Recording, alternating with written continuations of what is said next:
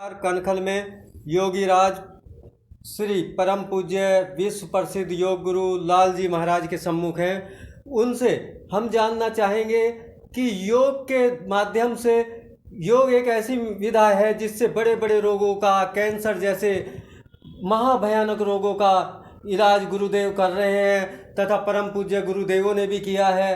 तथा योग की ऐसी विधा है जो आज संपूर्ण विश्व में आम जनमानस में जो तरह तरह की विकृतियाँ, बीमारियाँ आ रही हैं उन्हें दूर कर रहा है। गुरुजी के श्रीमुख से हम जानना चाहेंगे, योग पे प्रकाश डालें।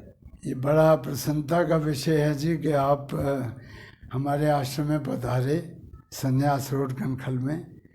ये मेरे पिताजी ने सन 1987 में स्थापित किया था, लेकिन उससे पहले 1953 में योगेश्वर मुल्कराज महाराज जो मेरे पिताजी के योग गुरु थे, उनको राजा बोबली ने एक हमारे बिल्कुल बाहर निकलते ही लेफ्ट साइड पे योग अभ्यास आश्रम का उनको दान में दिया था प्लॉट।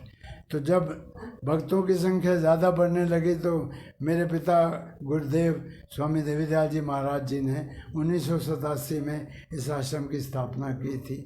और वैसे मैं बताना चाहूँगा, आज जो विश्व भर में योग इतना लोकप्रिय है, सारे वर्ल्ड में कम से कम भी 300 कंट्रीज़ में करोड़ों लोग योग कर रहे हैं। वो अचानक नहीं आया। यकीन करो, मैं अब 80 साल का हो गया और मेरी धर्मपत्नी और मैं 35 साल तक हम दूरदर्शन पे और संस्कार टीवी पे और विभिन्न टीवी चैनलों पे योग सिखाते रहे। भारत में ही नहीं, विदेशों में भी, सिंगापुर टेलीविज़न पे, स्वीडन टेलीविज़न पे, कैनेडियन टेलीविज़न पे, बहुत सारे कंट्रीज़ में जहाँ भी जाने का मौका मिला है, योग सेमिनार के लिए जाते हैं। हम घूमने कभी नहीं जाते। मतलब लगभग 22 कंट्रीज़ में जा चुका हूँ मैं। पिताजी की साथ ही पिताजी ने मुझे दीक्षित किया था योग में 8 वर्ष की आयु में। आप अंदाज़ा लगा लीजिए, 72 साल हो गए हैं। और उनके साथ उनके चरणों में सीखा भी और आगे सिखाया भी। और मैं संक्षेप में अगर मैं ये कहूँ कि योग की पुनर्स्थापना अगर किया किसी ने, तो हमारे योगेश्वर महाप्रभु रामलाल जी ने, जिनका बाहर फोटो है, आपने देखा होगा, जटाधारी हैं, अमृतसर में प्रकटे थे, फिर हिमालय में चले गए थे, फिर उनके शिष्य थे मुल्कराज जी महाराज, उनके शिष्य थे मेरे पिताजी योगीराज स्वामी देवीदयाल जी महाराज। तो पिताजी के साथ मिलके हमने भारत में ही नहीं बल्कि विश्व के पटल पर तक योग की पताका फहराई है। और यकीन नहीं आएगा, आज बड़े बड़े डॉक्टर योग को रिकमेंड करते। उस समय कहते थे, अरे निकालो, ये क्या नाक से पानी डाल रहे हैं, निकाल रहे हैं। अब जब कोविड में करोड़ों लोग मरे हैं, नेति ने ठीक किया, कुंजल ने ठीक किया, पवन धोती ने ठीक किया, वस्त्र धोती ने ठीक किया, प्राणायाम ने ठीक किया, आहार ने, व्यवहार और विचार में जब सुधार आता है उसको योग कहते हैं। योग केवल शरीर को मोड़ना तोड़ना नहीं है, इसमें आसन भी हैं, प्राणायाम भी हैं और बंद हैं, मुद्राएं हैं। फिर उससे पहले यम और नियम है, जिसमें क्या है, अहिंसा, सत्यम, अस्तेय, ब्रह्मचर्य, परिग्रह, कि मन वचन कर्म से किसी को दुख नहीं देना। सत्यम, सच बोलो, कुछ भी हो जाए, मौत भी आ जाए, सच बोलो जो सत्य है। ईश्वर के पास आप हमेशा वास रहेगा, ईश्वर हमेशा आपके ऊपर अपना हाथ बनाए रखेगा। सत्य बोलो, अहिंसा, सत्यम, अस्तेय, चोरी मत करो, जो आपके नसीब में होगा ज़रूर मिलेगा।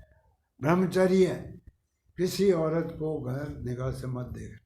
शादी करनी है करो, सृष्टि का नियम है, लेकिन गंदी निगाह से किसी औरत को मत देखो। ये बहुत बड़ी बात है। ब्रह्मचर्य में बड़ी ताकत थी। महर्षि दयानंद जी बड़े बड़े राज उसमें दरबार में जाके राजाओं को ललकारते थे ब्रह्मचर्य के तप पर। इतना मतलब अकेला आदमी हैं, डरते थे बड़े बड़े राजा लोग। वो कहते थे तुम अपना सारी जनता का जीवन खराब कर रहे हो, आदर्श बनो ताकि जनता भी आदर्श बने। उन आदर्शों को अपनाने के लिए हमारे ऋषियों ने बहुत तप किया है। फिर अस्तेय, ब्रह्मचर्य के बाद अपरिग्रह।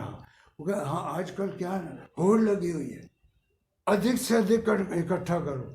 आप यकीन करो, अपने घर में ही देख लो, कितने कम आपके कमीज़ हैं, कितनी पैंटें हैं, कितनी रज़ाइयाँ हैं, कितनी चादरें हैं, कितने बर्तन हैं, कितनी गाड़ियाँ हैं, कितनी कोठियाँ हैं, क्या संतोष मिला?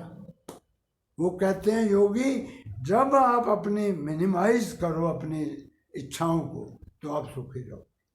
ये कितने मूल सिद्धांत हैं, इसको कोई नहीं अपना रहा, सिर्फ उसमें वो जा रहे हैं, आधे कपड़े नंगे, आधे वो लड़कियां दिखा रही हैं। ये योग नहीं है। योग जो आप देख रहे हो ये योग नहीं है। योग ये सब बताता है जो मैंने अभी बताया। यम में 5 उपंग है, फिर नियम है, शौच, संतोष, तपा, स्वाध्याय, प्रणिधान। शौच माने शुद्धि, अरे अंदर के शरीर की भी, बाहर की और मन की भी, तब जाके शौच होता है। हम कहते हैं लैट्रिन जाने को शौच है, वो नहीं है। योगी कहता है मन भी साफ हो, अंदर से भी, बाहर से, शरीर भी साफ हो, और आपका जो लेन देन है वो भी साफ हो। बेईमानी का पैसा कभी नहीं फलेगा। आज नहीं तो कल आपके जितनी भी वंश बेल है खत्म हो जाएगी, तड़पेगी। तो फिर क्या है? संतोष। जब तक संतोष नहीं आता आदमी सुखी नहीं रह सकता। मैंने देखा जी कितने घर बन गए, कितने कोठियाँ ले ली, स्कूटर में थे, साइकिल भी नहीं था, अब कार में घूमते हैं, बड़ी कार में, हवाई जहाज में। संतोष नहीं है तो आप सुखी नहीं है। ये योग बताता है, इसके बारे में कोई चर्चा नहीं है। आप देख लो, सिर्फ आसनों पे जोर लगा रखा है, या थोड़ा बहुत प्राणायाम की बात कर लेते हैं। फिर क्या है? अपरिग्रह के बाद शौच, संतोष, तपा, स्वाध्याय। स्वाध्याय का मतलब पता है क्या? तप है। और स्वाध्याय तप होता है कि आपके पास है त्याग। अगर आप त्याग